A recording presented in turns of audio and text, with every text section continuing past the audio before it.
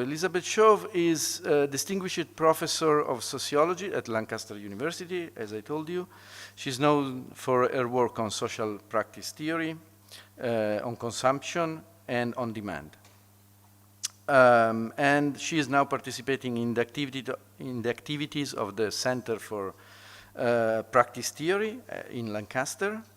And between 2013 and 2019, she was the director of the Demand Center, which worked on energy and on the topics that she will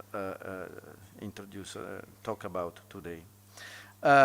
She recently published a new book, which is, is a book about practices and the relevance of practice theory for social science in general.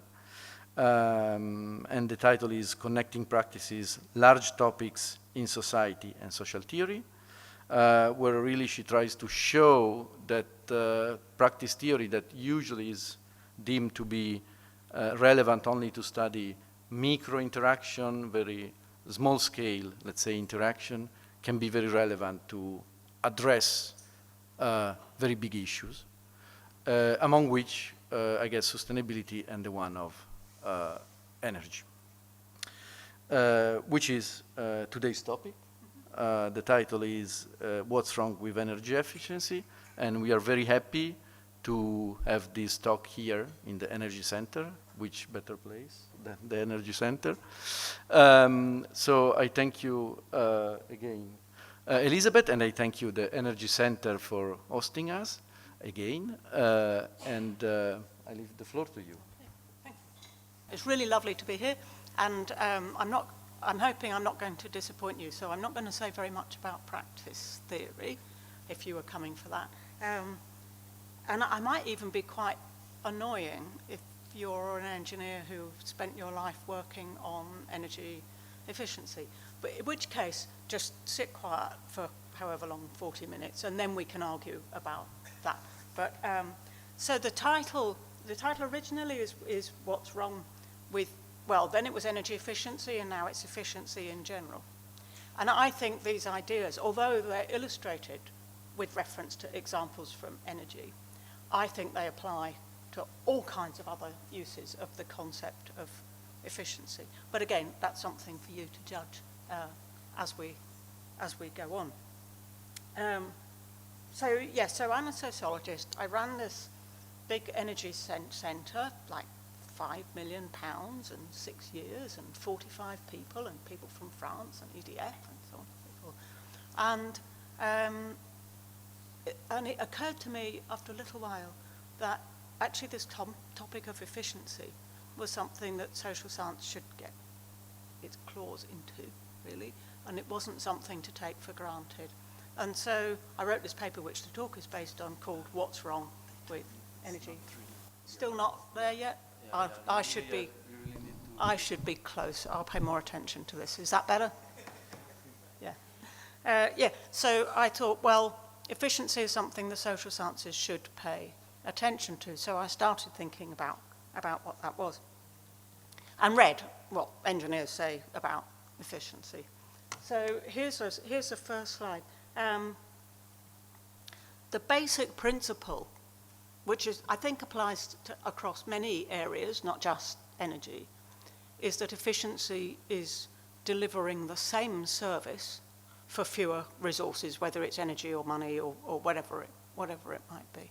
And that's so taken for granted that we don't even think about it. So here are 3 different light bulbs. They all give out light.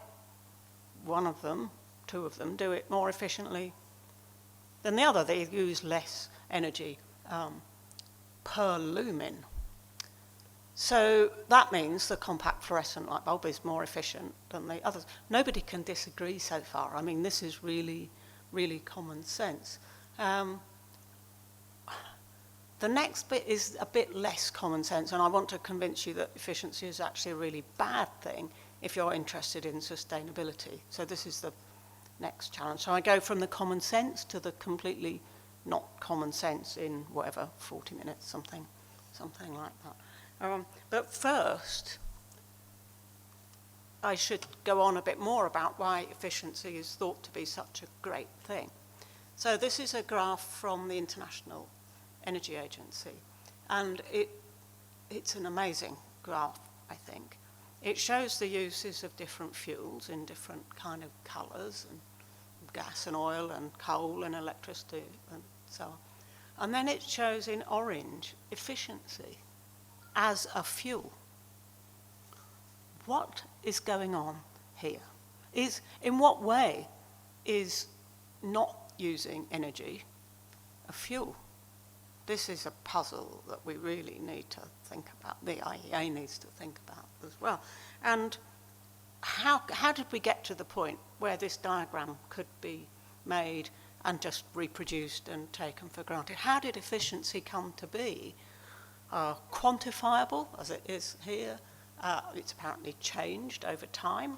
We know what it is. It's like gas and oil. I think this is not very convincing. There are probably more than 10 reasons, but I'm going to list, and I'm actually going to go through these 10 complications. So I'm not going to read them all out now, but basically the pursuit of the same level of service is the fundamental problem. And it's that which underpins all the kinds of judgments and assumptions that you need in order to arrive at that orange wedge in the IEA graph.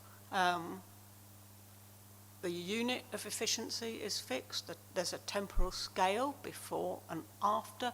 It's measurable in a standardized kind of way. Otherwise, you can't do the graph. You actually have to have units of it in the same way that you have units of coal and gas. As we'll come on to, it usually only ever applies to a sort of very narrow range of devices, not to everything that people do. So there's an invisible selection going on. I'll talk about that later. It absolutely deals with technologies in the abstract. It deals with the number of heat pumps or, whatever it might be, not whether they're on or off, because that's beyond the scope of the efficiency merchants. They can only deal with technologies, really. So I think, and this is where I get to the more critical angle, I think these assumptions actually have the perhaps unintended effect of legitimizing a certain level of consumption. They make it normal, perhaps, maybe, certainly they do. And what they also, as well as excluding people from the whole field, which they obviously do, in a way they forget that the language of efficiency is part of a language of making future demand. It's not separate from it. So it's not just innocently bad, it's sort of bad for the future as well, because current efficient technologies are expected to carry on in the future. They're made for nowhere in the future. So they take their assumptions with them. Okay, so that's where we're going in general. So let's take a step back to those light bulbs. And as I say, although these examples are all energy related, I think the story is probably a bit broader, but the light bulbs will do. The compact fluorescent is more efficient than the old incandescent in terms of lumens. And that's the important part. You have to have an idea of lumens. You have to have a specific measure. Otherwise, you can't compare them. Otherwise, the light is different. They're made of different materials. What is it that is the same here? And the only way you can talk about efficiency is to have a metric of service, in this case, lumens. So how did that come to be? How did lighting as a service get stabilized around this notion of lumens? So much so that light bulbs are routinely, if you go to buy one, you'll see them printed on the side. That is the language. So there's something about equivalence here which isn't just relevant for light bulbs. We need some metric measure language of similarity in order to compare one and another in terms of their efficiency. And sometimes it doesn't work. So what is the energy efficiency of drying clothes on a clothesline? No idea. Is it 100? Is it 400? Is it 1? Is it nil? Depends on the wind, depends on the weather. I don't know. And so drying clothes on the line is not compared with the efficiency of a tumble dryer. A tumble dryer is compared with another tumble dryer, not with hanging clothes out on the line. The same thing applies to refrigeration. So a little while ago in Britain, you didn't have, well, in many countries, there were no fridges or freezers, and you kept food cooler, not cool, in a larder, which was a room that was open to the outside or had a big window or wasn't really part of the house. So was that efficient compared with the giant? Of course it didn't freeze things. So if freezing is like lumens, if that's the metric, it can't compete. It's not even in frame. If just cool is the story, of course it can. It's there. That's what it does. It depends on the weather, same as the clothesline. So there's something about fixity and standardization, which is an essential part of making a frame to calculate and consider efficiency. It gets a bit more complicated now. I've talked about the possibility or impossibility of comparison, but there's also a problem. I mean, for those of you into science and technology studies, this is just a field day. I mean, you just take the lid off this and it's amazing. But there's a problem of what is the it, the tumble dryer, the light bulb, or in this case, a car. Or is it a car? So it's an extremely nice picture of a 2CV from old promotional material. And the current C1, well, relatively current, has an engine that is very much more efficient than the engine that was in this old 2CV per kind of litres per distance, per kilometre, if you can measure it outside the car. But of course you can't. What would happen, we have to now imagine, how much more efficient could a car be? Let's imagine we put this new engine inside the body of an old 2CV. Then you're talking. Then you're going hundreds more miles per litre or gallon or whatever you're measuring it in, because you haven't got automatic windscreen wipers and heating and cooling and all the technologies that make up a car today. So, well, why not just put this new engine in a 2CV? Because it wouldn't count as a car. It would barely sell because it's not got what we now. So the idea of a car has been changing all the time. So what is our reference point for efficiency? We've got to stabilise the notion of car as well as stabilise the engine and the fuel and all these other. Otherwise, we can't do that comparison. So there's a kind of invisible history to efficiency, really invisible, which is what is the it, which is being discussed here. At the same time, I'm not saying there isn't a history or there isn't some kind of baseline. There very much is. So the language of efficiency is a relative one. It's a measure of this is more efficient than that. And as I showed you with the clothesline, tumble dryers, or washing machines in this case, one is more efficient than another. So you have to have there's an idea of a sequence, of a progression, of improving efficiency going on here. But as I said, as with the car, functions, ideas, expectations of service also change along with the technology. So the more and less aspect of efficiency, which is essential to efficiency, is also extremely contested. If you took the lid off it, if you investigated it further, if you actually began to think what is going on here in a bit more of a sociological way. So what are the temporal reference points for efficiency? I think not just energy, any kind of efficiency is important. So I've mentioned already that the language of efficiency works with standardized units, lumens and miles or kilometers per gallon or litre or whatever. and that treats energy as a single substance. It's measurable, but whatever unit you use, it's just energy. And it also supposes a level of service. And both of these things have to come together. So this is a picture of some European testing of a dishwasher, because in order to compare the efficiency of one dishwasher with another, you have to make sure it can get rid of a European standard stain. You actually have to have a European standard stain. You have to fix what it is that a dishwasher has to do. Does anybody know what the European standard stain is? What is on the plate? So they paint this spinach. They paint spinach on a plate, and then they see how well the dishwasher can wash it off. Because you have to have that, otherwise you could have a truly efficient dishwasher that didn't get rid of the spinach. So you need many metrics, many levels of standardization as well. Standard spinach, standard European test, as well as the measuring of energy.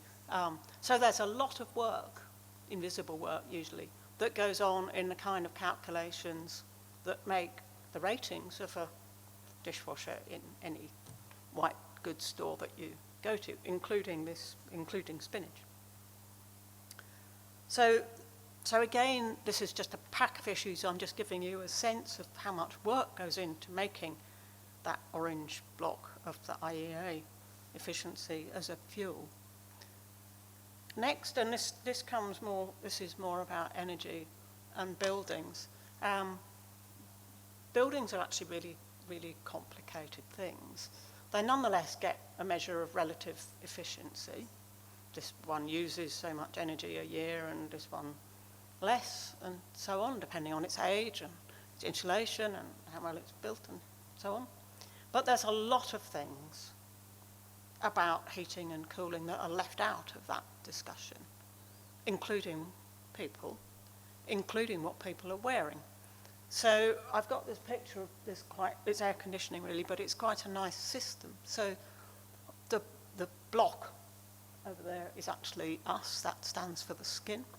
And so sweating, it's shown here, I think in blue, or it might be green, it sort of squirts out, when the skin gets too hot.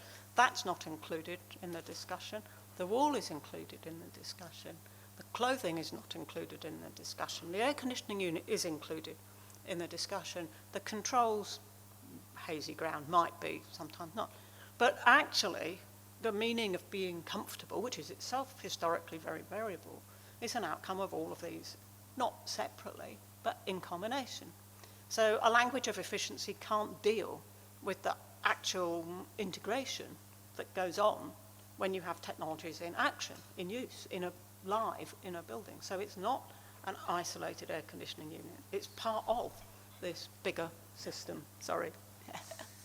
The vest there is about the sort of heating side of things. So the language of efficiency in buildings doesn't include clothing of any kind, not heating, not cooling. So, and of course, we are not going around naked. So this is an obvious kind of error. What are people wearing does matter to what the heating is set at, and then to the relative amount of energy used per what is serviced. Then you go back to that kind of question again. So so efficiency discourses treat technologies in the abstract, just the dishwasher. I think part of the reason for that, but it's not the whole reason, is that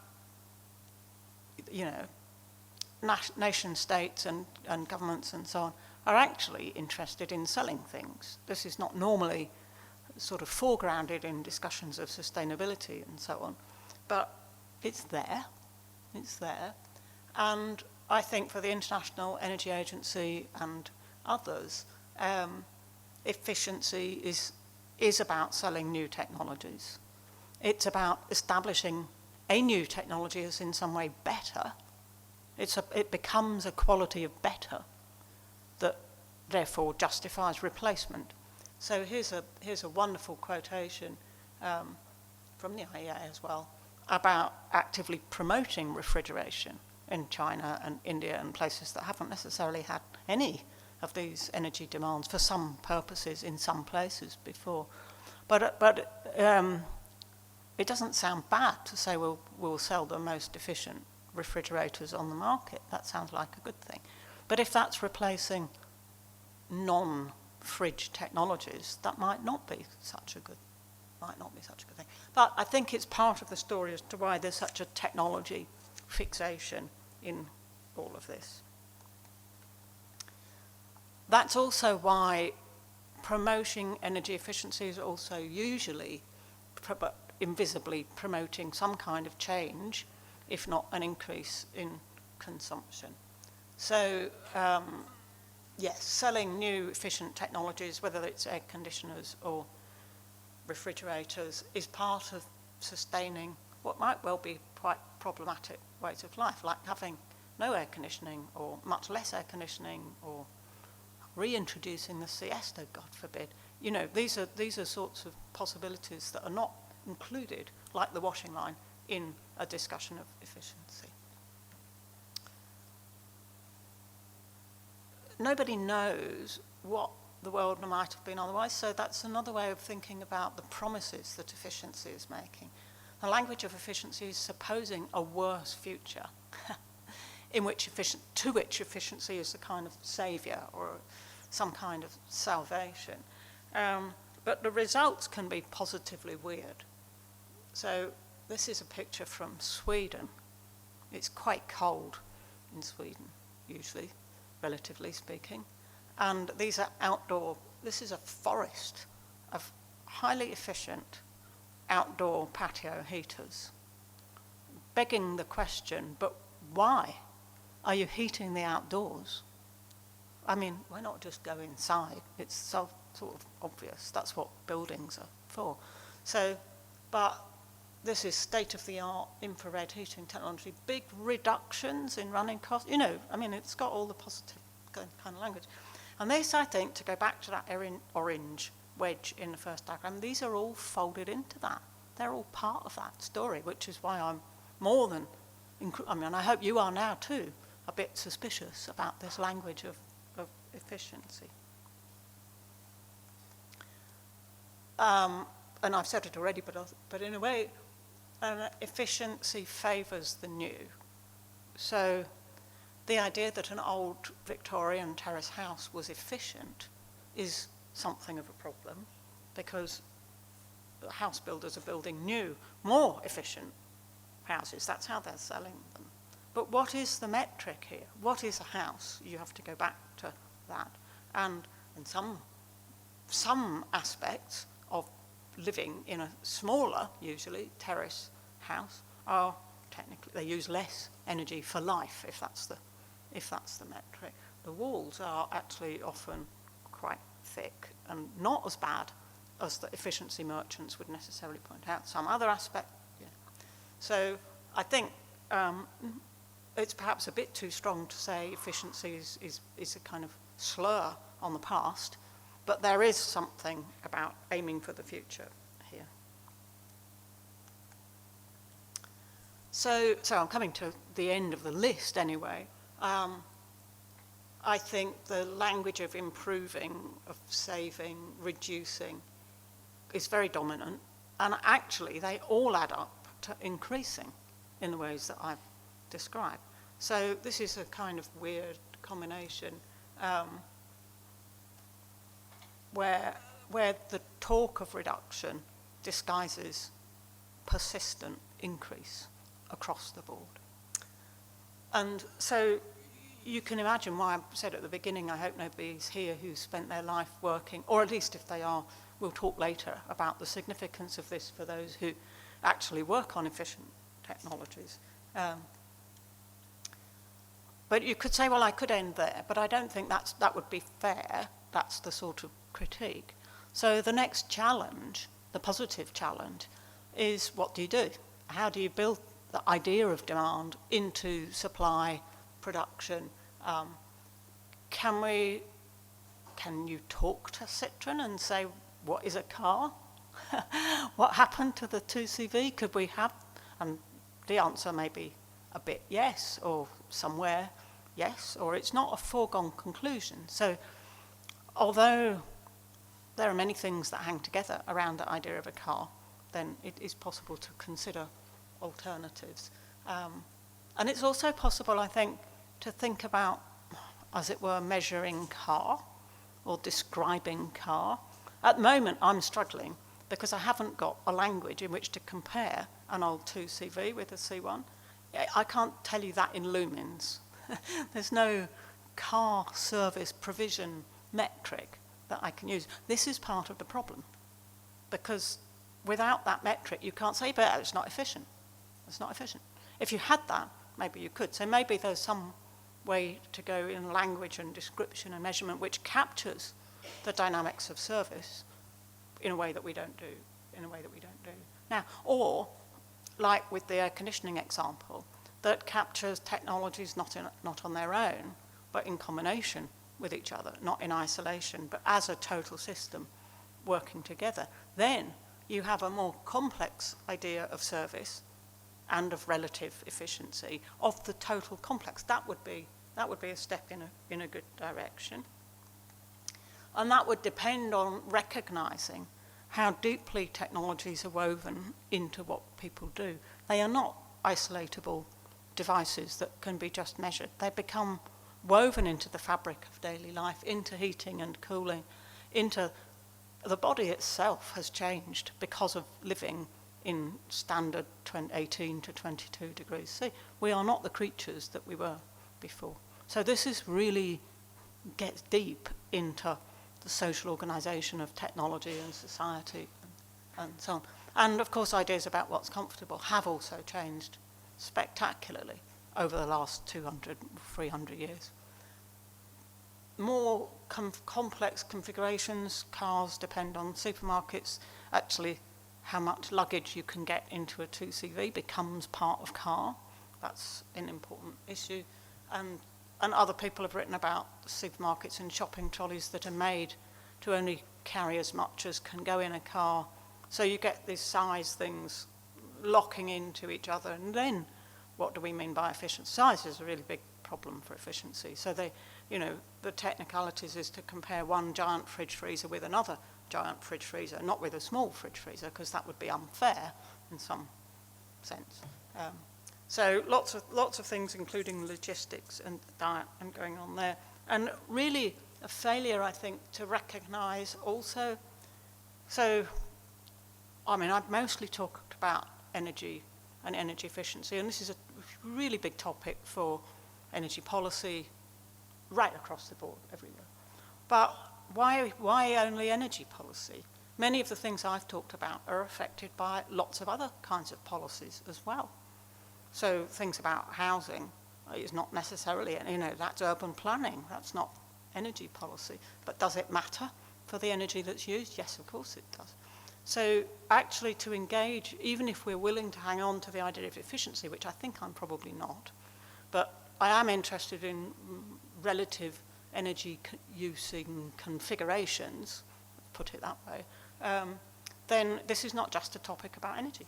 It's about the organisation of daily life and about these. This is a great picture of different overlapping temporal rhythms, but also policy rhythms, ideas about comfort, transportation. What normality itself is embedded in a discourse of efficiency in some way, not just made in one policy area. So this is the last slide now. I think efficiency is very dangerously framed in terms of single technologies, comparability, isolating technologies, taking them outside of the world of use and society, working with a kind of model which is so taken for granted that we can't even see it when it's right in front of us, as it is. I think how much is enough is a more interesting question. What is a car? When is a car enough? These are good questions to think about. But actually, sufficiency, and as far as it figures in the policy debates, tends to be about individual choice and lifestyle, not these big systemic issues about the constitution of demand itself, which is what I'm what I'm interested in.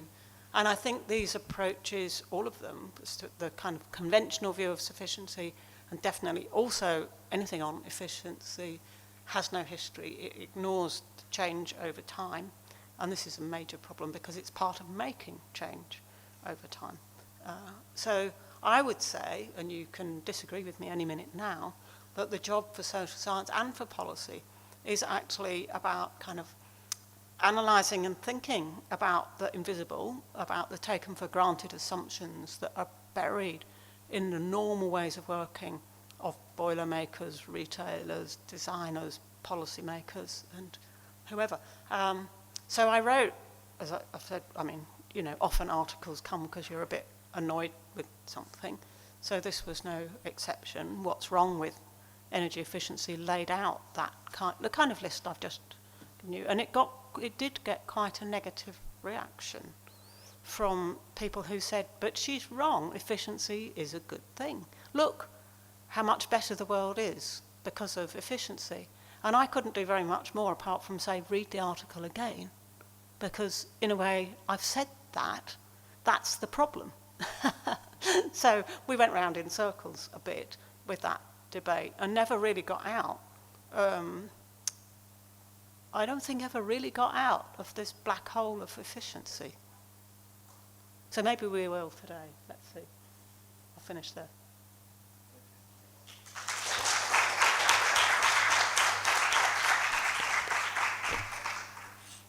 Thank you very much for this clearly somehow provocative talk, especially in this building. And I guess there will be, I mean, room for discussion, and I hope that I mean, people want to engage. So I open the floor to the public, if anyone wants.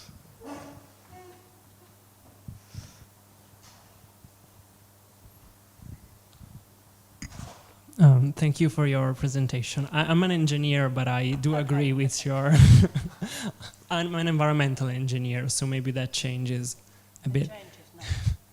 It doesn't necessarily change a lot. But anyway, let's see. It reminded me of a distinction that Peter Harper makes between two kinds of people, which are light greens and deep greens, where light greens are people that have more money than time, and deep greens are people that have more time than money. So, for example, what you said about drying clothes, if you have lots of time, if you are at home, you can hang your clothes, whereas if you're a person that works a lot, has to do lots of things, you might choose a dryer. It's a very logical choice for the two kinds of people. But of course, we know that largely money equals power. So there's also a power imbalance between the two types of people, of consumption models. And so I want to ask you if you have studied also how the, I would call it technological power imbalance structures efficiency, because you said if we could put the engine of a modern car in an older car, it would be a very efficient car and so on, but we can't do it largely because we don't know how. I don't know if it would be legal to do, I guess. And so maybe if there are also technological, but in the way that we as a society look and use technological ways, like more crafting or reappropriating technologies that can help us in choosing what types of efficiency we want, what type of services we need, and so on. So if this is an aspect that you consider. Yeah. I know, I mean, I think thinking about what is service, how has that changed, is a really important thing to do. But I'm not convinced by the light green, deep green, or at least I'm not starting in the same way that Peter Harper is with individual preferences or choices. I'm much more interested in how the whole of society is actually being organised and how technologies are becoming normal in a way, as you explain, that it sort of becomes harder and harder to escape from some of those arrangements. Is it a matter of time? I mean, well, time is really complicated. And when are we talking about? So what time period, or also what time of life, or also, you know, how long is too long to dry a jumper? And if you're drying it in a dryer or drying it outside, is it, yes, using the clothesline requires a different kind of attention, but when they're pegged out, you're not there. You know, that's the same as having pressed the button on a dryer. Of course, if it rains, you maybe got to, you know, there's a bit more attention required, and of course, and you need somewhere to do that. So but that's the point. It's about the kind of building away of those opportunities that make it less, systemically less. It's not about being deep green or light green. If you just haven't got anywhere, you haven't got anywhere. So it's that kind of dynamic that I'm interested in, the building in of energy use into normality, into society, and also how that changes. So you're right about the technology and power kind of imbalance, but it's so complicated. Which technology, which power, you know, if you're thinking about these things. I mean, I guess that's why I quite like the idea of writing about efficiency, because it's not tied to, it's not tied to any one technology. It's a big issue across many, many areas. Yeah. Okay, thank you. Anyone else?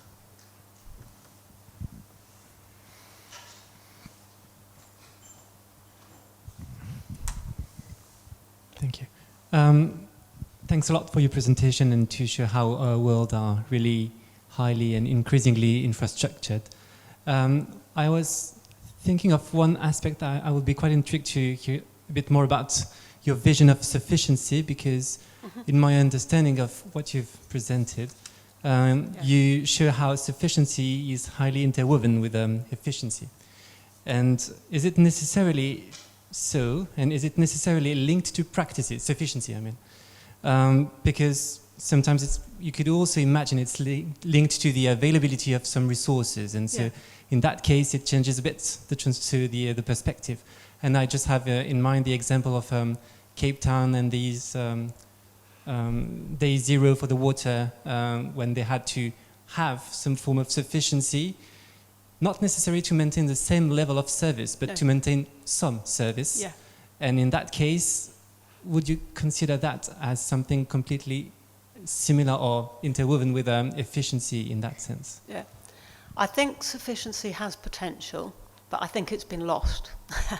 In other words, it's been swallowed back into a discourse of choice and individual lifestyles, some of which might be more sufficient than others. So it just ends up meaning, in a way, it's not an advantage. But if you were to take, I mean, the language is a little bit contaminated now. But if you were to say, what's the question is what's enough? Like, and how has that come to be? Then I think the discourse on sufficiency is quite interesting. And there are some people who are doing some quite interesting work there. I'm not saying it's not good at all, but I think you'll find it referred to in IEA reports and similar as a matter of choice. This is a more sufficient choice somehow, which is a bit less, I mean, it's hard to say where's the boundary between that and efficiency. Then it all gets a bit messed up. But yeah, I think it raises these big questions. What is everyday life, and how might it be in the future? And what kind of resources, technologies, systems enable a systematically less demanding way of life? And that's a good question. That's a really good question, to which I don't know the answer. Yeah. But I mean, I don't know if you know him, but he's a really, really, friend, but also writes a wonderful blog called the Low Tech Magazine, Chris Decker. And his proposition, which is intriguing, is that some of the answers lie in the past, a bit like the old 2CV. In fact, I think the picture came from him, probably. So his view is we've been there already, and deploying, as it were, modern technologies and fitting them into lifestyles. And I think he's wrong in some cases, but you get the idea. You know, it's like the low tech is of the past is the future as well. So there's some interesting options, many of which are with us already. I mean, the building thing is amazing. Like thick walls, been around for a long time, that idea. Nothing new about that idea. Wearing clothes, been around for a long time. That's nothing new either. So, but that's invisible in the efficiency talk, yeah, usually.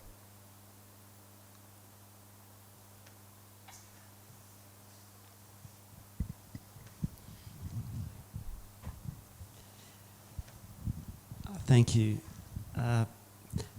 I'm very familiar with your works and with Chris de Decker's blog. Okay. So I'm totally at home, and I have been teaching low tech architecture for a while. So yeah. there are so many things I totally agree with. I would just like to go one step further a bit. Regarding measurements and units of measurement, well, I guess they will not solve. No. But we can do much better. Yeah. For instance, take buildings. What we need to comply with is energy regulations, which stipulate a certain threshold in terms of kilowatt hours per square meter per annum. What if we measured kilowatt hours per inhabitant per annum? There are now houses which are built to a very, very high energy saving standard, but they are huge. And typically families are very small. Yeah. There is a story about a family in Südtirol who was so green and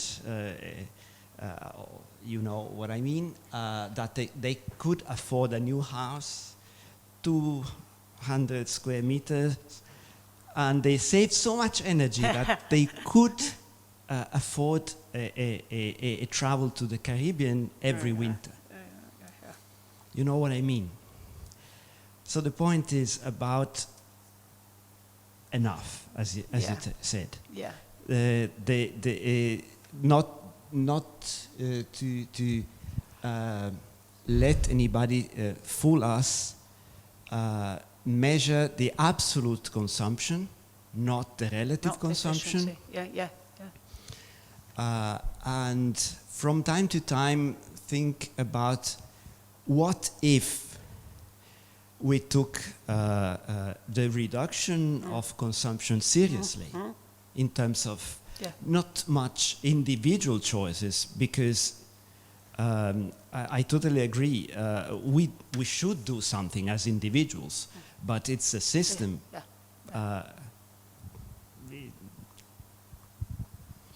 Okay, there's a few things there. The rebound discussion is quite interesting. So this is the idea that if you save energy in one area of daily life, you'll spend it basically in another. So you have an efficient fridge, freezer, an efficient house, and whatever, and then you go to the Caribbean. I mean, I always find this idea weird, like the idea of rebound weird, as if there was a notion that you would go to the Caribbean. I mean, that's got as much history of leisure, of commercial travel, of beach, of sun. You know, that's got just as much heavyweight duty of social history and convention as does the idea of what refrigeration is or what a fridge is and so on. So this kind of, so I think the language or the discourse of, and the economics of rebound even worse, absolutely takes for granted a set of values about what is a good life, and says if you do one, you press one button, then another one goes up. They never say, where do these things come from? What is the, It's just like a rebound only in the present, only with the options available to you today, and as if that was automatic and natural. So I haven't actually written what's wrong with rebound, but it wouldn't be difficult to do. We did a little book on energy fables, and I think rebound is one of them. We used a big round orange space hopper, you know, the thing that bounces, because we like the idea of bouncing and rebound and so on. But there's a serious point there, which is about the fossilization of normality in those discourses. The second thing is a bit backcasting. If you take seriously that, you know, climate change and resource consumption, then you could work out per capita what some kind of budget would be. And I think that's different from the rebound. I mean, it is really different from the rebound idea. And whether reworking the metrics to focus on individuals would do this, it might do in some cases, certainly with size, and it might do with some other issues as well, like possibly the fridge freezer or something like that. But in a way, it favours very large families. In a way, so so that it's got. I think it's just one move, but I think your point is broader. If we could capture in a metric the meaning of service, would that help? If I could say I've got a notion of carness or car development trajectory units or something like that, would it help? I don't think it necessarily would. I mean, but it would sort of mean that I don't have to go through all 10 steps to have this conversation. It might, as a language, enable different kinds of conversation to go on. Maybe the IEA wouldn't have efficiency as a fuel. What? Maybe they wouldn't.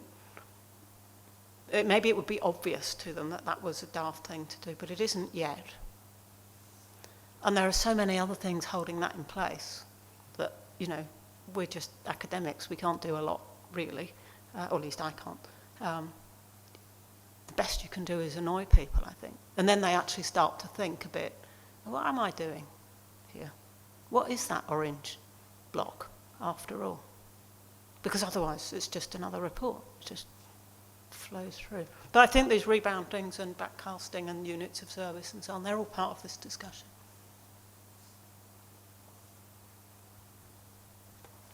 Daniele?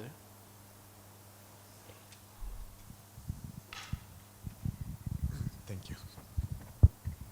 Thanks for your presentation. I don't have a question. That will be rather a blurry and confused statement. Fair enough. Your presentation recalls to me some readings that I did this summer. The Great Transformation from Karl Polanyi, explaining it, that kind of sounded in my head, Yeah. in terms of explaining the way in which we define sufficiency, what's enough in the society, what can be. He linked it with the development of the free market and explained it in the back in the 1800s, etc. Mm-hmm.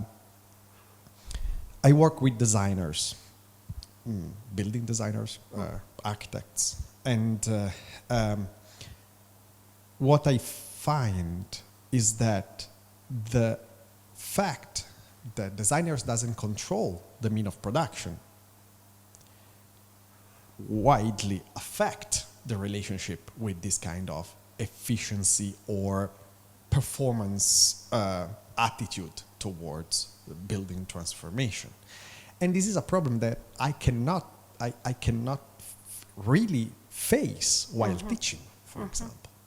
Because what is easy to do is just go back to the experiments back in the 70s and the 60s, or even nowadays, of people that are basically doing a statement from their own, controlling the mean of production, building nice and sufficient houses, buildings, and way of lives that are completely outside. They are pioneers of something, but the link with the actual production or the actual economical aspects of the transformation of the existing built environment is white, is big.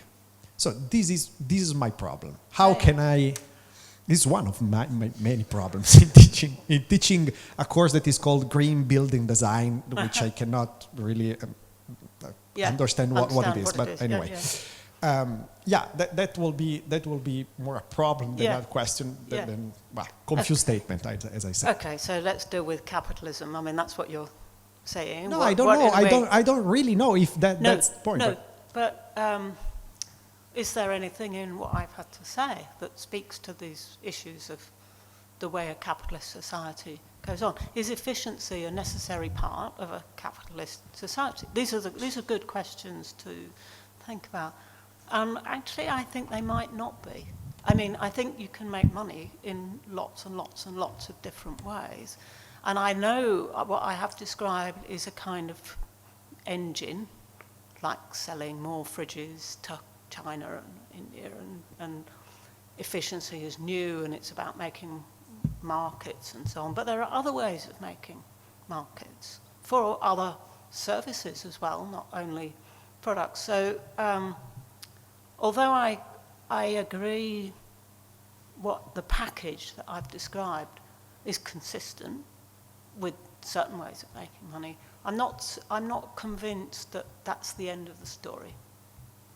I don't either quite know. But, I mean, I've always been interested in infrastructures.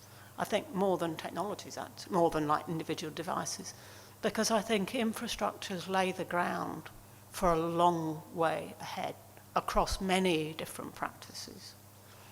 And so, in a way, planners might be more interesting to discuss with than like the people who design, but, you know, or like big transport networks or big power systems and water, and these are laying down assumptions about future demand in a way that then generally get filled in, they get met.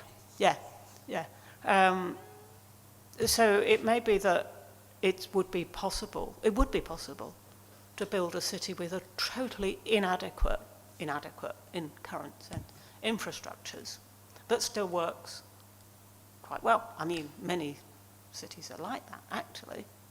So that's where I do quite like these kinds of comparisons. The world is not yet a flat and uniform place. There's plenty of systemic alternatives, actually. It's not just pockets on the edge of capitalism that deliver. So, but let's see. I still don't mind having a go at the efficiency argument, because I still think that's quite up there. But it's not the whole story. No.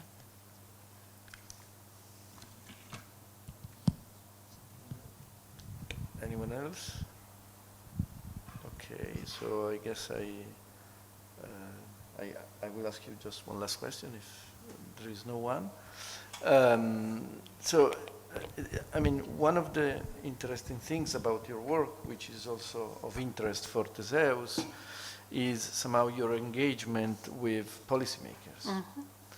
And so, yes, let's say it's a broad question that maybe goes beyond the topic of today, but certainly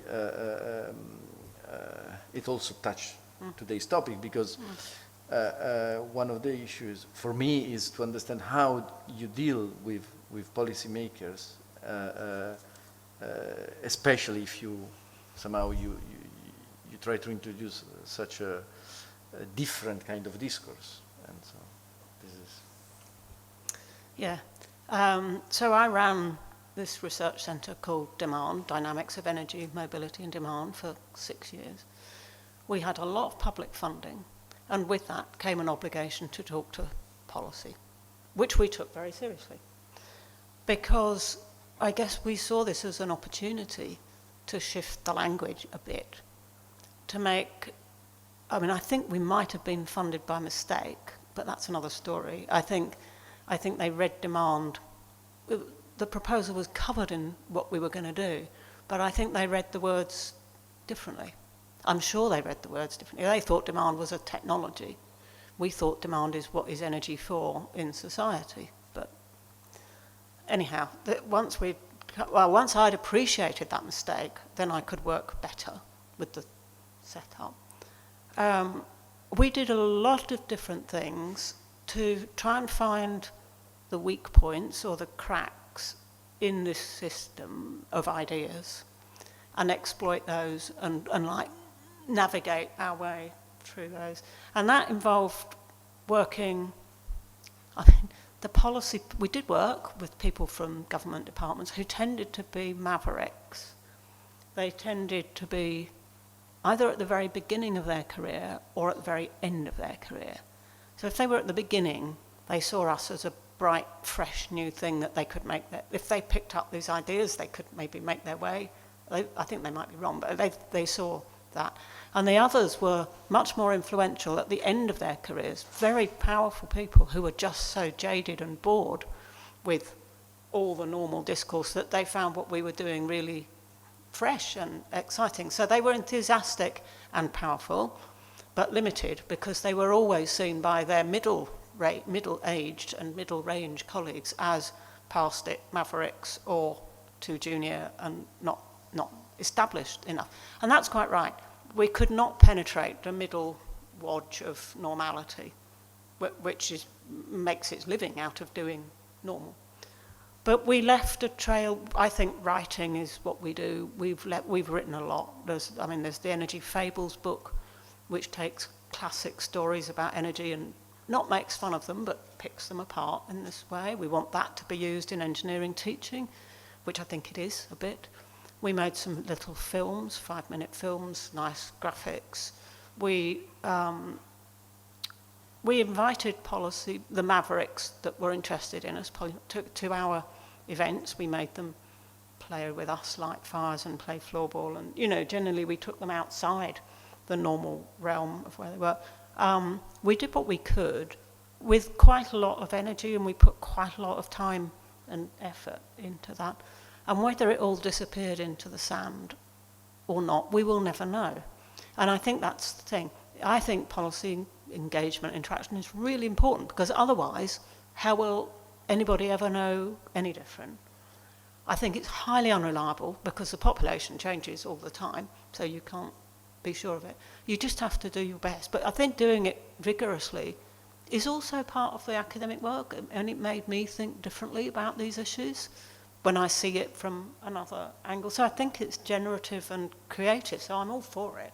But I wouldn't say it's necessarily made any difference. I will never know. You'll never know. Yeah. But do it anyway. Yeah. Okay. Thank you very much. And I guess you are all welcome, and of course you to our buffet. Lovely. Thank you.